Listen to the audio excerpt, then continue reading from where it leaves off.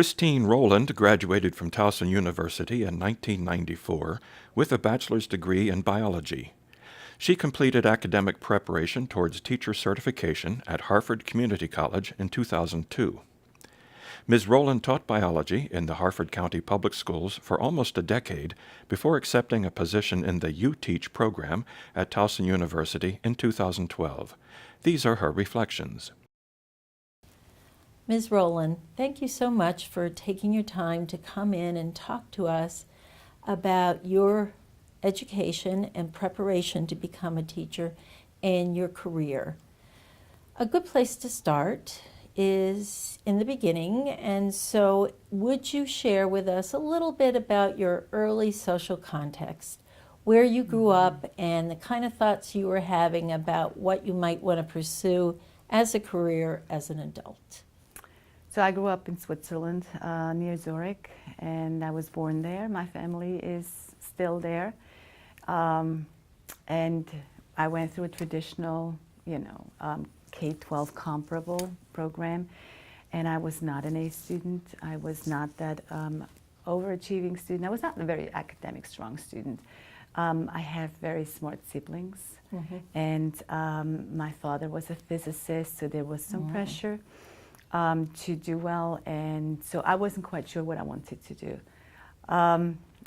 I played around with different jobs initially, and then I started to work at a advertising agency, and so my first professional degree is in advertising and public relations. And it was a lot of fun. It was fast, it was fun, it was hip, it was cool, we did all these crazy things. And then came the time, and that's quite a European tradition, where traveling became a question. I wanted to learn languages, I wanted to travel, I wanted to see the world before settling down. And so I did. Every penny that I had saved went into, I'm going to make it around the globe. I didn't make it around the globe. But what happened was I traveled to different places. First I went to England, I went to France, I learned the languages because I failed them in school. And I found out that it was much easier to learn once I was in a city where I knew nobody. So I went to London, I went to Paris, and just a bunch of other cities, and spent anywhere from 3 to 6 months there.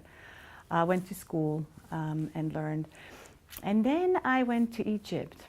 My heavens. And went to Sinai. And at that time, that was Sharm el-Sheikh was a tiny, tiny town, really designated to the love of diving, scuba diving.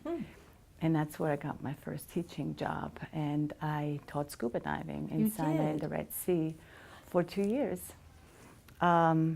And that's where I fell in love with anything marine, ocean, those kinds of things. I left Egypt because I was still on my way around the world.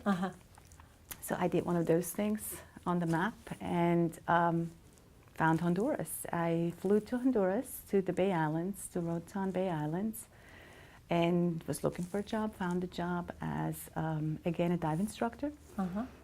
And spent a season there, and then I got sick. And I had malaria, and it was time. It was at that time, it was 3 years on the road. It was time to go home and start to think about what to do. And I started to think about marine biology, studying marine biology. I started to think about marine science, something along those lines. I then flew back, and on that plane I met my future husband, who is American. So that's why I came to the United States, and I'm now living here. Yes. And actually he was the one who suggested, why not go back for another degree? And why not go and pursue that love? And so I did come to Towson University for marine science. I see. To get my undergrad in marine science, and I did. So after that, I never thought about teaching, formally teaching. Right. That was far, that far was away. My next question. Yes. What were you thinking about as you completed that bachelor's degree here? What did you think you might look for in terms of a position someplace? It was the pursuit of my passion of marine science. Uh-huh. And it was the pursuit to please my parents. And finally, you know, join the family of becoming more academically oriented. And I did love it. I did love the marine science, and I did love that whole piece. It was always a little fuzzy as to what I was going to do. So I have a brother in research, and I felt that, you know, that's what one does. So you just keep going to school and then you enter research. I was a non-traditional student, obviously, so I was older. And on the day I got my bachelor's degree, May 22nd, a long time ago, here at Towson University, I gave birth to my first child. So I didn't make it across the stage. And so there came that natural break of, okay, now, you know, I'm going to be home for a while with family and children. And then I got bored. So the first, you know, few years, full-time mom, that was great. And I did enjoy it. And then I got bored after a while and felt like, well, there has to be more out there. So people started to tell me about, why don't you become a teacher? And initially it was because you have summers off. They were lying, but you have summers off and you have a family and you can pursue traveling and all of those kinds of things. And I was very much against it. I felt like there's no way I could ever teach. I don't have the patience and I don't have the discipline. I don't have all of these pieces. And I felt like I needed to explore some of these options. So I contacted the local high school and I contacted the department chair, the science department chair there. And my youngest one at that point had just started preschool. So 3 times a week, I asked if I could just come and hang out, basically, in the science department. And she was really great. I hit the right person at the right time. And so she invited me in. And first I was just hanging out in her classes because I had never gone to school here. I didn't know what an American high school looked like. Yes. I knew what European high schools looked like. So it was one of those things where I felt like I have no clue what teaching looks like in this culture and in this country. So before I could ever even think about what all these other people were telling me, I felt like I needed to find out what that was like. So I just wanted to spend time in a high school, science high school classroom. Definitely. And I did that for a year. So about twice a week, I would just go and be in different classrooms. So after a while, I would, you know, get to know the faculty, and they got used to me, as odd as it was, and I would start to help out sometimes, an extra set of hands. And it was extremely formative for me. It was really an important time because I knew nothing about teaching. I knew nothing about pedagogy. I knew nothing about any of it. And yet I knew what I liked and what I didn't like when I was observing teaching and learning. And then after that year, I decided that, you know what, this could be really interesting to do. This could be something that really could become interesting. And so I entered an alternative certification pathway because I couldn't afford to go back and earn another degree. And what was that? What was your alternative pathway? So that was an accelerated program at Harford Community College. I see. And it was, I think it was only there for like a year or 2 years. It was quite brief. It was a cohort set up for people who, you know, had other obligations during the day. And so I did go to school at night, and I went to school during summer, which worked out. My husband, once he retired from teaching, also joined the teaching profession. And so those things worked out. But I never student taught. Oh, that was going to be my next question. I never student taught. So I finished my program. Yes. And I finished my coursework, and it was interesting. And we never were in the field. Not at all? Because the idea was that afterwards there is the opportunity to matriculate to another institution and do the student teaching, Or at that time, there was still the provisional certification. And so I finished my program in May, and I put out, I applied for a job in Harford County where I live, and I didn't hear anything for a long time. So I went to some interviews at the district level until August.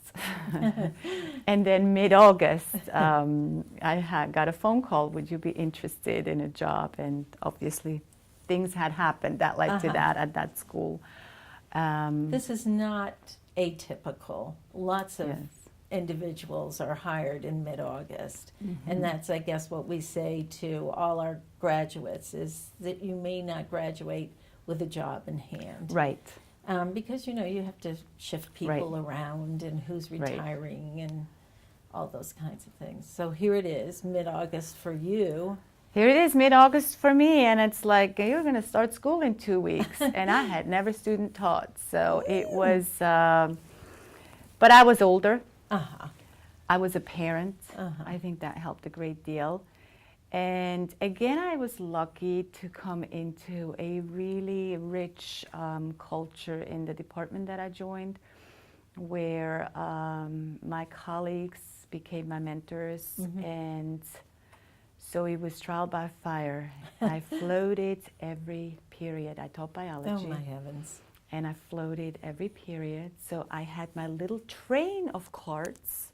And I never forget the day. I think it was, I don't know, after 6 weeks or so, I had beakers, 24 beakers with goldfish, individual goldfish on my cart as I'm running down the hallway. And I lost the wheel. Oh no! And this is during class change, and I have fish everywhere, and kids everywhere, and water everywhere, and we didn't lose a single fish. So that was miraculous. Miraculous and quite great. And it was, if I can do that, a great way to engage students. Yes, it was. I had a lot of questions. What was going on with the fish? So this was difficult in the sense that it's difficult that first year. Yes. It's difficult to float, and yet I learned more that first year than I think I could ever have had I been in isolation in my room, because every teacher stayed in their room while I was teaching, and after every lesson I got feedback whether I wanted it or not.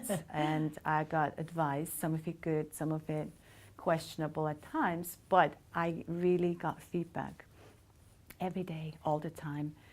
And I had to get organized. I had to think about things. I had to question, because every time I got feedback, the question became, well, okay, so now what?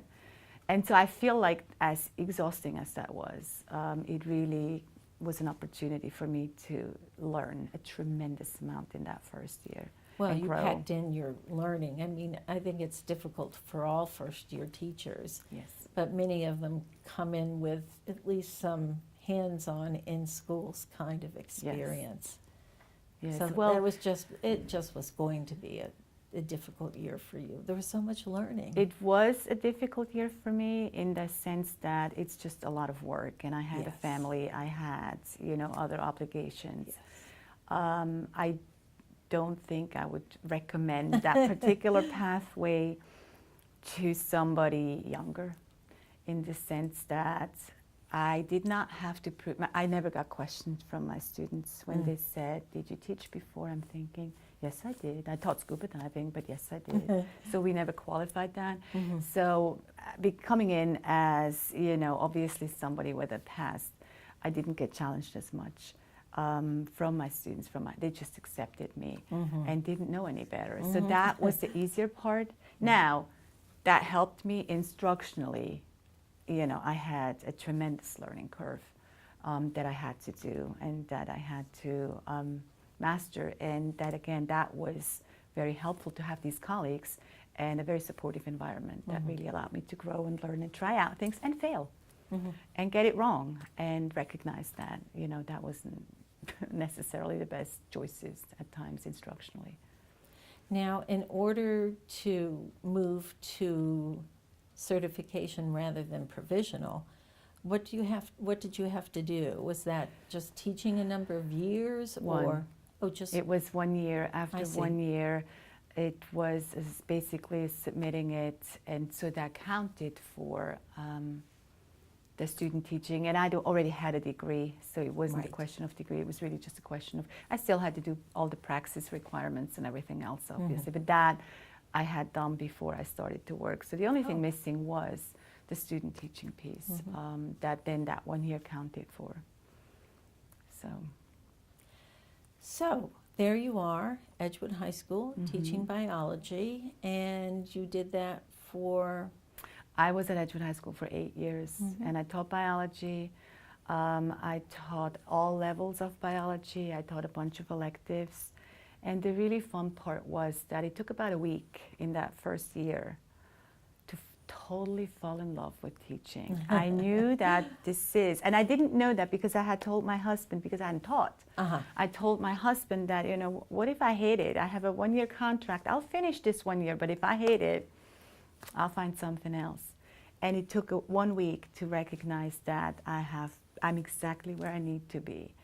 And that was incredibly assuring. So all of that hard work was okay to do. Yes. And so then after that first year, I became part of the faculty just like every other teacher would, and was given opportunities, and loved it. I loved it. I loved Edgewood High School. I still do. We had a population that at times was challenging, at other times incredibly rewarding. We had tremendous diversity, whether it's ethnic, sociodemographic, ability-wise, and I loved every part of it, and I still do. So it was neat teaching there, and fun. It was a lot of fun. At some point, while working at the high school, you are asked to become a teaching coach? I was an instructional coach afterwards. So I see. Yes, so this was after I was at Edgewood High School. You grow into certain roles. I became more active in leadership roles. I became more active in the science department of Harford County, and was involved in curriculum writing and all sorts of other things. And then came an opportunity where we had an MSP grant and Math and Science Partnership grant, and so I became the instructional coach, the science instructional coach for Harford County. And that involved working with teachers grades 3 through 8.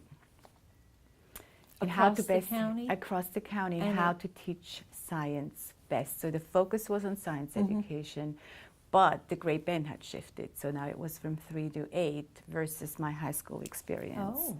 And again, it was a time for me to stretch, because it was really a time, who am I to know how to teach best science in, 3rd grade? But you had done it successfully for a number of years. Yes. Well, I had done it at high school. Right. I had done it at high school. Right. So what that was is we had summer institutes where we partnered with universities across basically Maryland. And we provided professional development in week-long institutes during the summer to our teachers, where we just really pushed content. It was all about, so we would have an academy in earth science, we would have an academy in life science. And so really focused on building up that content piece and rebuilding the content piece. And then during the school year, we met, the cohorts met once a month at night for reinforcement of pedagogy, evaluation of pedagogy.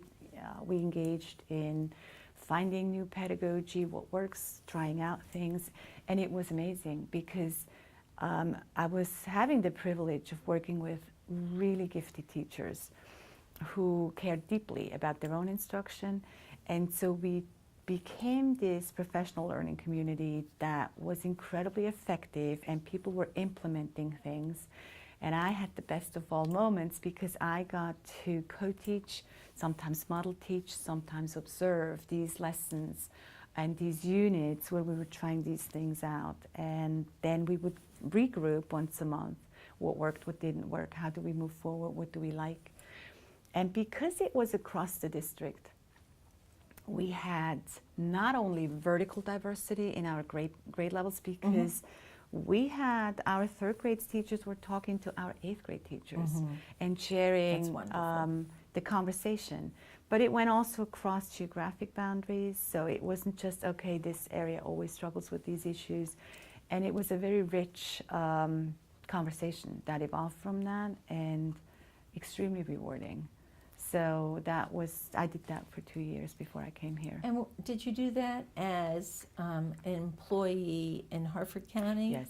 So that was So it was sort of central office kind of, or?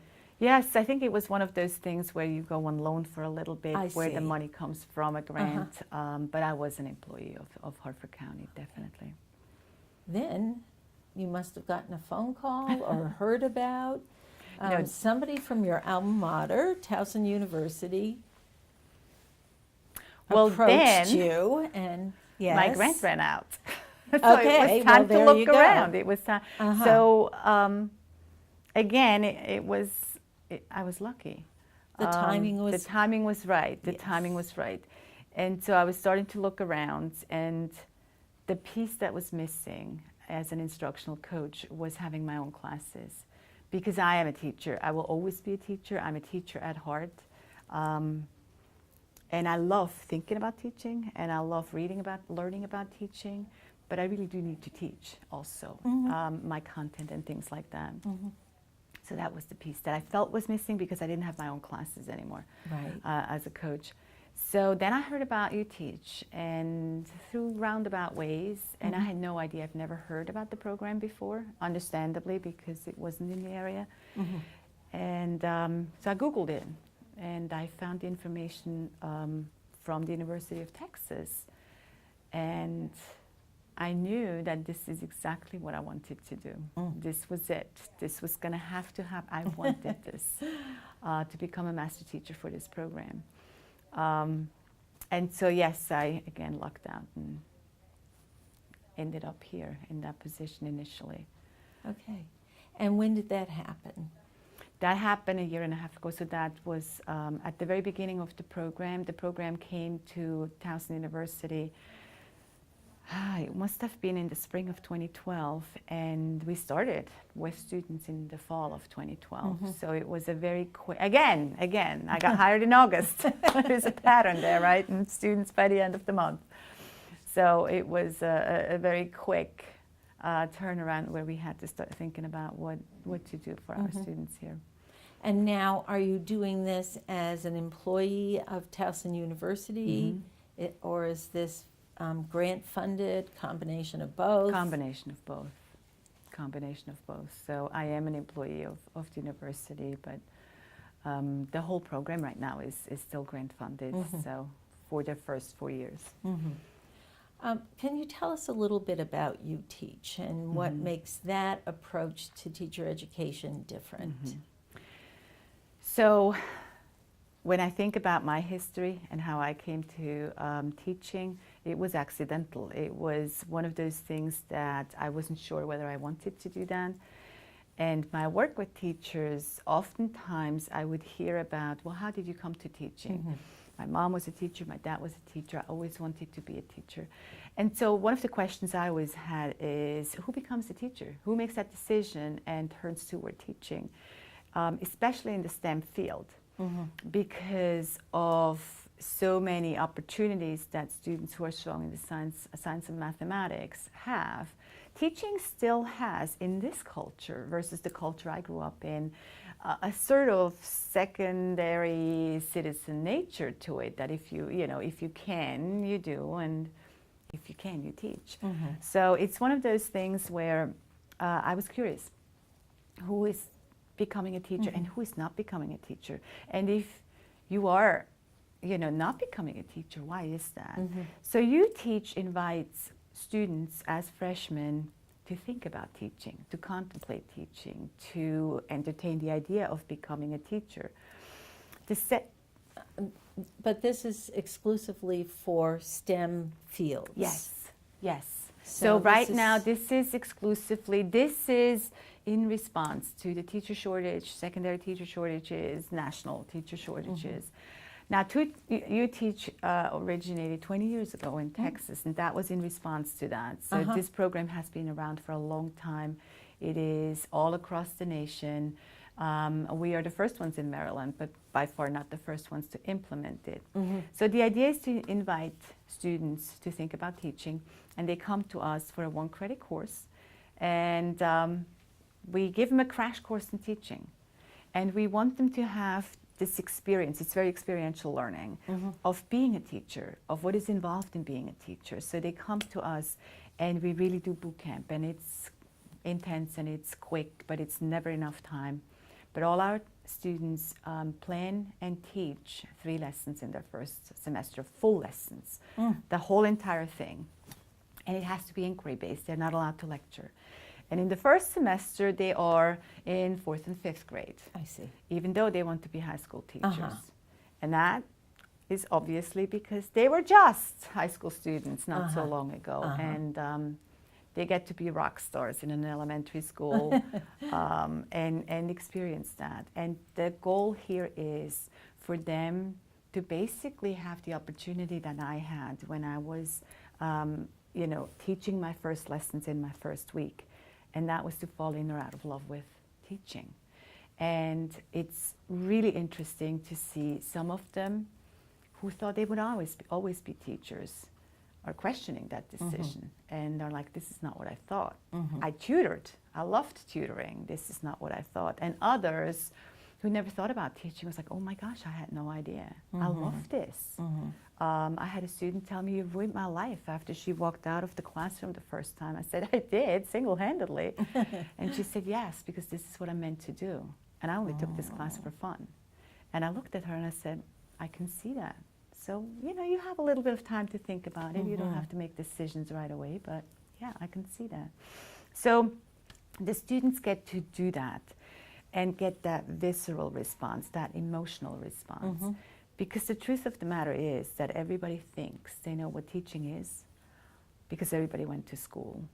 And it's, nobody sees behind the curtain, right, until you actually do it. So we don't show the man behind the curtain until we actually start to think about teaching and learning and all that is involved with that. So many of the students come in with somewhat of a naive idea about what teaching involves, especially if they come from really strong teachers because they make it look so easy. So then that's their first look, their first sense.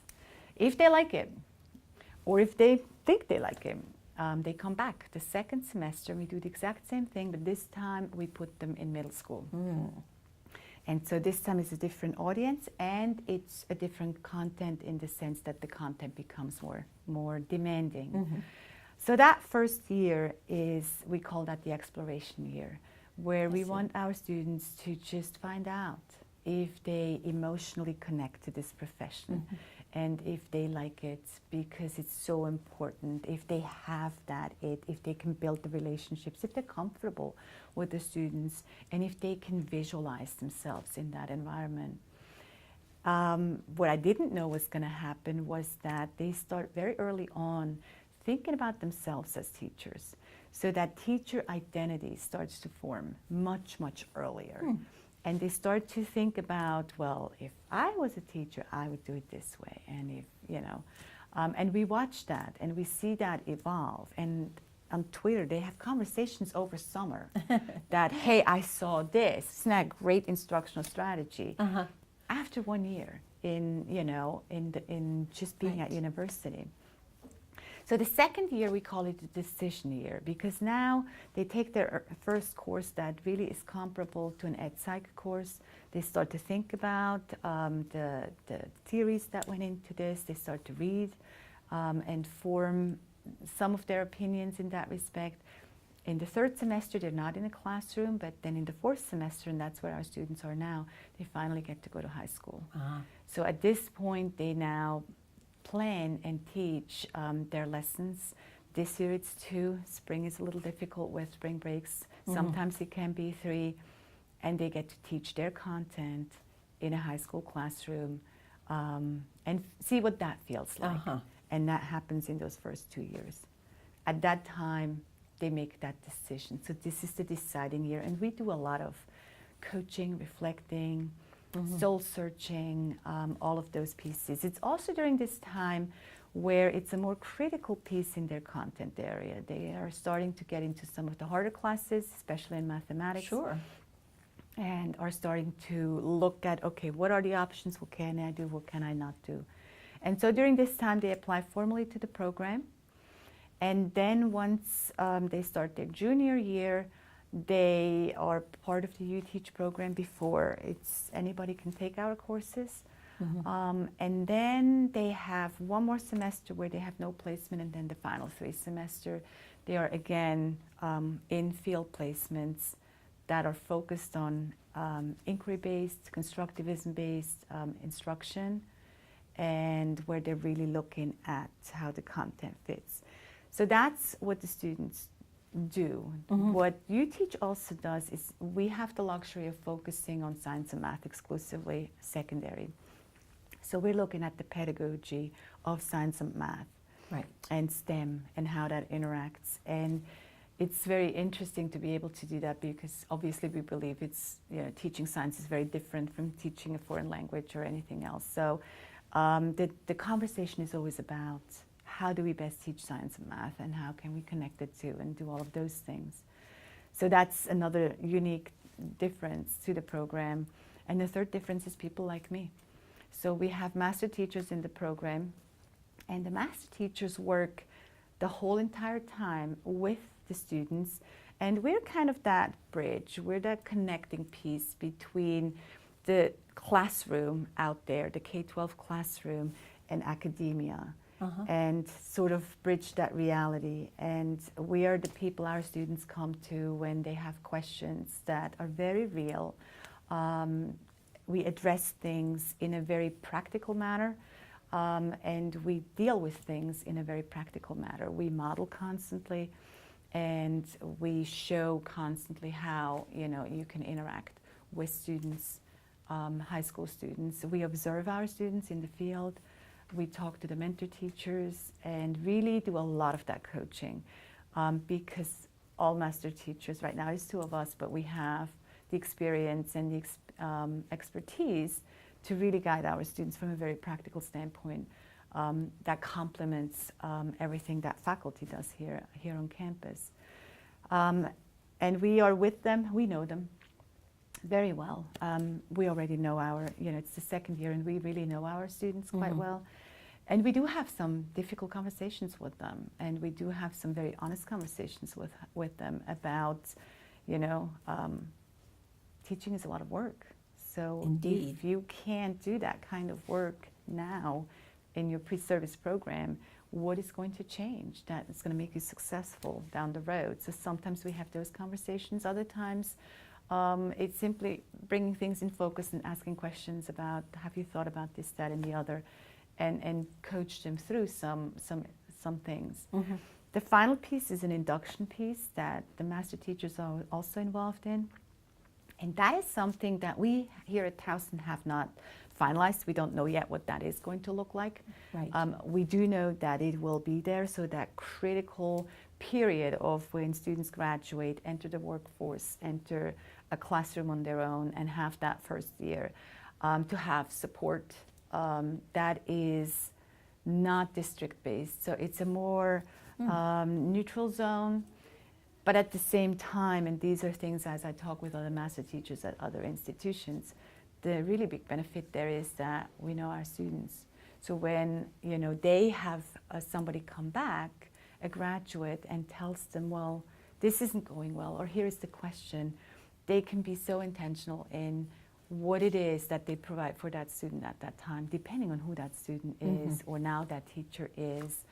So that has been a very important piece in the process of not only graduating students to become teachers, but to keep them beyond that first 1, 2, 3, however many years. So let me understand this a little bit more clearly.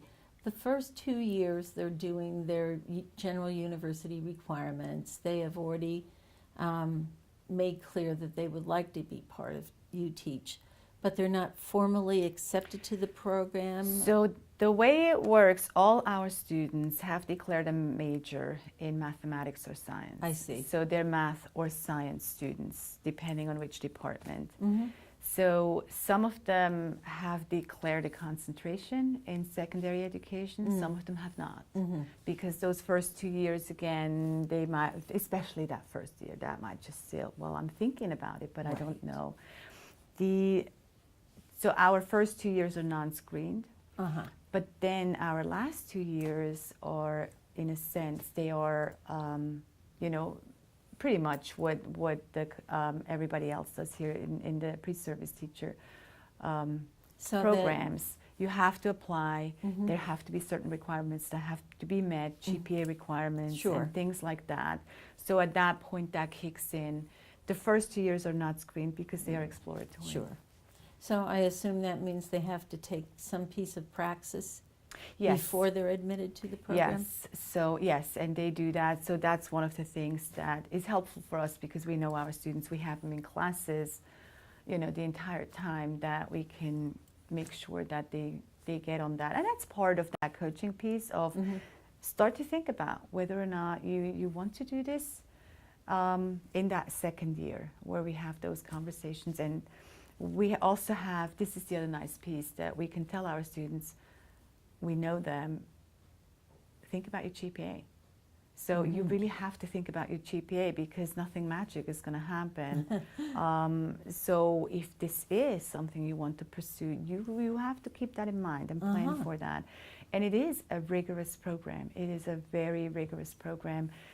Content courses are very demanding. Our courses are a lot of work because out of the 8 semesters here on campus, 6, they have a field component. And the initial field components, the first 4 that they have, are all in their spare time. So this does not happen during class. They teach in between their own classes. So it is demanding, and that's okay. It's work to be a teacher. So and we try to. So it's many things that we want them to experience, but we also so they get to experience the work. They get to experience that whole stress of, oh my goodness, now I'm standing in front of students, and then they get to experience the joy that comes with it, and they just bubble over when they talk about it afterwards. So right now we are the first students. This is a relatively new program. Yes. So the first students that have participated are finishing up their 4th semester. They're in their 4th semester right now. They've taught high school for the first time last week, and that was a big event. I'm sure it was. It was great, and they did us proud. They did a good job. What I see happening is that my hope for them is that so much of that nerve issue, of that confidence issue, they're working out now. They get that out of their system, so that by the time they actually get to student teaching, they can focus more on instruction, and it's no longer, some things become second nature, and I see their teacher personalities evolve, and really they start to know who they are as teachers. They start to connect with their strengths as teachers and their weaknesses, and in their reflections, so every time they teach or every time they observe, there's lots of observations that they do. They reflect on that and really try to get to know themselves about who am I going to be as a teacher, who can I be as a teacher, and find that out, which is such a big part of it. Of course. And so by the time I'm hoping they get to student teaching, they have so many of these things worked out because they've been in so many different classrooms. And they've seen a vertical perspective. They've seen, it's so interesting for me to hear when they come back from 5th grade, oh my goodness, those kids are so smart. I know they are. I know they are. So think about what they can do in middle school and then in high school. So don't treat them like middle schoolers when you have them in high school. Wow. So how have things sort of shaken out at this point in terms of these first students that are going through the program? What percentage do you think are actually going to declare the major, go through the process of applying and being accepted? Very difficult to say. It's very difficult. So initially we tried to make those projections because we have to plan for those placements. Well, of course. And so it's really, I feel like that's one of the harder things we're trying to accomplish is looking into that crystal ball and being able to say, oh, all of these things are going to happen. Right. So you don't percentage, have any data yet, so how do you know? Percentage-wise, I don't have any hard numbers right now. I wouldn't feel comfortable with putting that out. I think it's fair to say that in our first courses, we're probably losing about a third of our students for various reasons. Sure. We also have students who fall in love with elementary school and then apply to the elementary school program. We have students who fall in love with middle school and then apply to the middle school program. So that's kind of nice that they have those opportunities and can make that informed decision. So it's not, oh, I don't want to teach. It's just like, wow, I didn't know I could do this or I could do that. And I have these options, which is really nice at Towson University. So we lose about a third. The ones that we have now, the ones that are now in their fourth semester, seem to be a pretty committed group. So I think that at this point, they're putting in a lot of work. And effort and time into what it is that they're doing. So I do think it's going to work out with that deciding year, that this really is the moment where the third year, we call that the commit year. So that's the commitment, and then the fourth year is the complete year. So it's that they're right between that decision and commit and making the decision right now. And the sense I'm getting from my students is that they're now comfortable and they're pursuing it, you know, and going forward with them. I did not realize that you teach us exclusively a secondary education program. So, and as you suggested, maybe some of those people, potential secondary STEM teachers, are actually going to wind up in the elementary school or the middle school. Well, it's the thing of it is, and again, I feel like it's a very difficult decision sometimes, and I didn't realize that before. I now have students who come. I had a student yesterday come to me, and she told me she's having a midlife crisis. She's 19. I said, okay. So what is happening to you is that you're simply questioning what you assumed were going to be your lifelong choices. So let's take a step back, and you're doing exactly what you need to do in examining your choices. She never thought of elementary school as an option, and is thinking about it now. So she's this semester in middle school. And really, because she's a freshman, that decision does not have to be made immediately. So she has the time to make that decision. But by the time they do enter the program, our certification is grades 7 through 12. That's the Maryland certification. But most of our teachers I expect to end up in high school. And how are you feeling about the program at this point? Are you still excited, or are you seeing things that you'd like to see done differently? Because this is a learning experience for everybody at Towson who's involved and you teach. So part of, again, considering myself incredibly fortunate and lucky, is being able to come in at the beginning and being able to have a voice in what this is going to be. And with that comes ownership. This is my baby. And I strongly believe that this really works and really does do the things that it needs to do in terms of allowing students to make informed decisions, in terms of opening up the profession, the STEM teaching profession, to more people, even though you may not have thought of it, and explore it and seeing what happens there. So that part of it, I thought I was going to like, and I do believe it's working very, very well. There are many things that I think are bonuses that I see in the program, like that growth that happens. Instead of the growth happening over 2 years, the growth in establishing that teacher identity happens over 4 years. There's a very strong community sense that our students share with each other.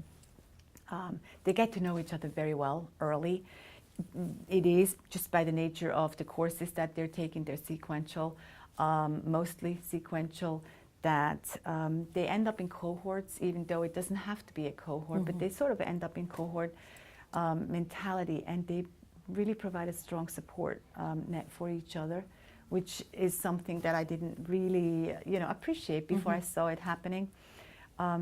There's a lot of work that has to be done still. There's a lot of questions we have to answer and figure out, and how are we going to do this? Sure. Because we haven't done the last 2 years, we haven't done the induction. I think that our timing, though, is pretty good, because the world is changing. The world of education is changing, not just in Maryland, but in the whole country. And I feel like we are getting to see a little bit of what those changes are going to involve, and take that into account as we are shaping the program, and as we are making some decisions for the program. How is it going to look like here in Maryland, and things like that. So I do see a big opportunity and a big responsibility to get it right, and to make sure that we put those pieces in place now that are going to have that payoff for our students down the road. So am I excited? Yes, I'm loving it. I'm loving it. It's not just the right place for me, but I do think it's the right time for this program here in Maryland, and I think it's the right time for our students. So, and they like it. Well, we certainly will have to talk to you again in 2 years, or There you maybe go. 3. Maybe because 3, we're I'm gonna thinking do the 3. induction year 2 and see what you think. But UTeach has been in place long enough so that institutions in other states will have been through this whole process, maybe several times, 1 or 2 times, whatever. And is there a group of people, UTeach people, who get together regularly and talk about things? Surely you must have a convention or something. There is a convention every May in Austin, and I was there last year. There is also a strong network between all the master teachers. There are master teachers events that are geared toward the master teachers, where just in January there is a master teacher retreat where all the master teachers get together. There are similar things for co-directors. There's a strong sense of community, and I have found that every time I reach out, and I do reach out, there is tremendous support. I get answers, I get support, and it's actually a really great event to be with master teachers, because there are so many backgrounds, and there is such diversity, and there is such wealth of experience and of knowledge, and it's a very rich environment to be in. And again, I feel like I learn a tremendous amount each and every time. So that support is there. We get support from the Institute. The Institute is visiting us on a regular basis. So there is a close relationship in our first round of implementation as we're going through this and trying to figure out, okay, so this works really great in Texas. That doesn't necessarily mean it's going to be just, I can just take it and move it to Maryland. But, what is it that is the essence of it that we really want to retain, and then make that even better here for Maryland. So this is an ongoing adventure. It will always be it has to be. It has to be an ongoing and dynamic adventure in order to, adjust to all the circumstances out there, and really prepare our students for the classrooms as they're going to be in 2 years. They're not really going to be the same in 2 years. Never, especially in the sciences and math. We always ask one last question, and that's the kind of wisdom you would share with individuals who are considering being in the field of teaching, in education. You've had lots of experience. You came through an alternative pathway. You've seen what Towson is doing. You certainly, as an instructional coach, was doing some sort of in-service support for teachers. And certainly here, you've had, as you said, some students who clearly know this is what they want to do, and some who have come to know this is not what they want to do. What advice would you share with someone who is interested in teaching? To be honest to themselves, and to allow for that exploration to take place first and then make a decision. And I think it's that honesty piece that is really important for both people, for those who decide to enter the profession and for those who decide not to enter the profession. To give the profession the respect it deserves and look at it, what is involved. Teaching is so very difficult. It is an art and it is a science, and it is incredibly complex. So knowing that, to allow yourself to think about all these different aspects that are right now observable and maybe not observable, and then be honest. Do I really want this? Because I think all of our students out there deserve a teacher who really wants to be a teacher and who wants to come to school every single day because they love what they do. We owe that to our students. And that comes from a very personal and private place. So nobody can tell anybody that, oh, you should or should not be a teacher. And make that decision informed. Whatever that means, whether that means going to a classroom for a while, whether that means talking to students, whether that means talking to other teachers, but that piece has to be in place. And after that, find what works for you. Find where the love takes you. If it is secondary, there has to be a love for content. That passion has to be there. If I don't love my content, how can I expect my students to love it? For other levels, there might be other things. So again, it's that being honest, because as teachers, we can't fake it. Our students see right through it. And that's where things then get hard and demanding and difficult. So I would think that, and in that sense, that is really that fundamental piece of the You Teach piece of think about it. What if, and I tell that student, what if you are the next super teacher and you don't know it? And now thousands of kids don't have the opportunity to learn from you. What if, right? What if Einstein had had a rotten teacher that didn't see potential? What if I have the next Einstein in class and don't recognize that? So it's all of those things. So it's really a hard look inside first. And then once that comes, go for it. It's doable. It's absolutely doable. It's a lot of work. It's daunting. Lots of things that have to happen. But if that passion is there, there is nothing else that is going to fill that void and that is going to bring that satisfaction that at the end of the day we have when we walk out from a classroom and talk about our kids, right? Because those are our kids. And I see that in my students when they talk to each other. It takes one teaching experience, one. My kids did this and that. So it really, I think it's a little bit of soul searching, being honest, and then do what you have to do to get there. Okay. And keep working hard on it. Christine, is there anything, there's one thing that I forgot, and we should note it, is that as of January, I understand you are not just a master teacher, you are now serving as co-director of the program. I am. So I should note that. And so those are probably some responsibilities have shifted a little bit for you in that regard. They have, and some of the things have just shifted. It's less of, because some of the pieces of that role I did just because we were so small and I was alone as the master teacher. But again, it is really a nice opportunity to kind of see a bigger picture and build partnerships out in a bigger picture with the school districts and everything else. So it's a lot of fun. But that's a big piece, building those partnerships. Yes, it's huge. It's huge, but that's what education is about. And it is always a partnership. And when we talk to the mentor teachers and when we talk to our students, it is about students. It's about our students and it's about their students. And it's about what's going to happen to their students when our students graduate. So it really is, it has to be a partnership. We can't do it in isolation. And I do believe that exchange of information is absolutely essential. And we start seeing that on our mentor teachers who work with us. And I'm really grateful because if you think about it, our elementary school mentor teachers, most of our students are never going to teach elementary school. So what do they get out of it, right? And they're so dedicated to this program. And they are so dedicated to this is the right thing.